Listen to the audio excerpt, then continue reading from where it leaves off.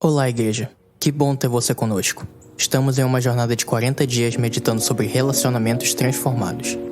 Hoje é nosso 32º dia, e o nosso tema é a relação com o Estado, o governo e os governantes.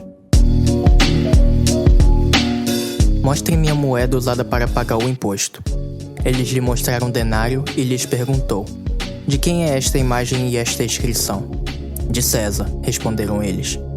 E ele lhes disse: então deem a César o que é de César e a Deus o que é de Deus. Ao ouvirem isso, eles ficaram admirados e, deixando-o, retiraram-se. Mateus 22, 19 a 22. Dai a César o que é de César e a Deus o que é de Deus.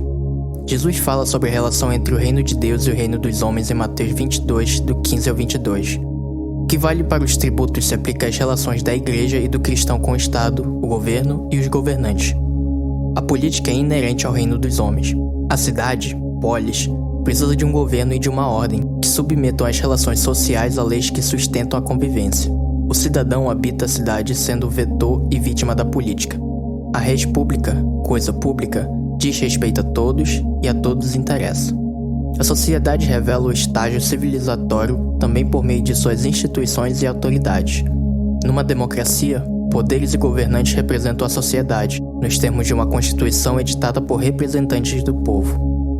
A submissão às autoridades referenciada em Romanos 13, do 1 ao 7, e 1 Pedro, capítulo 2, versículos 13 e 17, deve estender-se às instituições que elas representam. Isso não significa subserviência incondicional ou oportunista e gananciosa. A Igreja de Jesus e o cristão devem respeitar tais autoridades e instituições, levando em conta o princípio: mais importa obedecer a Deus do que aos homens. A Igreja e o cristão devem ser autônomos em relação ao Estado, ao governo e aos governantes, demonstrando uma sábia e madura consciência sobre os limites da coexistência do reino de Deus e do reino dos homens. A histórica luta de Lutero e dos reformadores da Igreja cristã teve esse prumo: nem a Igreja nem o cristão devem alinhar-se de modo sistemático ao Estado, a governos e governantes, na tentativa de sobreviver ou fazer prosperar o reino dos céus. Autonomia não significa omissão. A omissão também corrompe.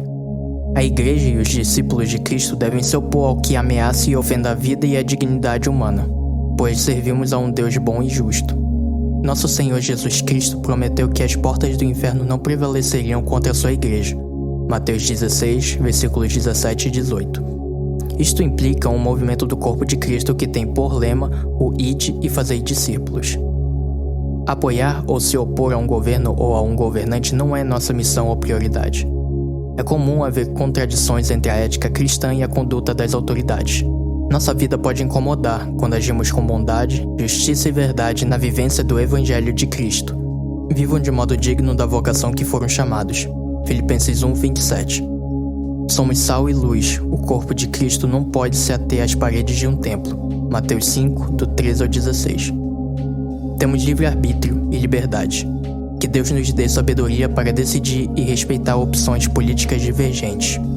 Independente de resultados eleitorais e de quem exerça qualquer parcela de poder do Estado, obedeçamos a Deus, respeitemos as autoridades e sejamos sal e luz no mundo. Se incomodarmos por agradar e servir a Deus, que assim seja.